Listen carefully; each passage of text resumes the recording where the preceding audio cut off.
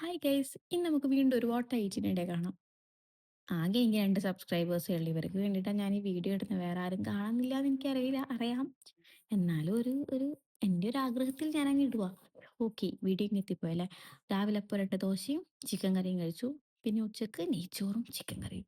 എനിക്ക് ഈ ചിക്കൻ കറിയുടെ കൂടെ ചോറ് കഴിക്കാൻ എനിക്ക് വലിയ ഇഷ്ടമല്ല. എനിക്ക് ഗീ റൈസ് വേണം. ചിക്കൻ കറി ഉണ്ടോ അന്ന് എനിക്ക് ഗീ റൈസ് വേണം. ചിക്കൻ്റെ എന്താണെന്ന് വെച്ചാൽ എനിക്ക് ഗീ റൈസ് വേണം. ചിക്കൻ ഐറ്റംസിൻ്റെ കൂടെ എനിക്ക് ചോറ് കഴിക്കാൻ വലിയ താല്പര്യമില്ല. പിന്നെ നല്ല ചിക്കൻ ഫ്രൈ ഒക്കെ കൂടിയിട്ട് അത് കഴിച്ചു. അച്ചാറുണ്ടായിരുന്നു. സാലഡ് അമ്മ തന്നില്ല, പനിയാണ് എനിക്ക്, അതുകൊണ്ട്. പിന്നെ ഇത് കടലക്ക. പിന്നെ ജസ്റ്റ് ഇന്ത്യൻ മോം തിങ്സ്.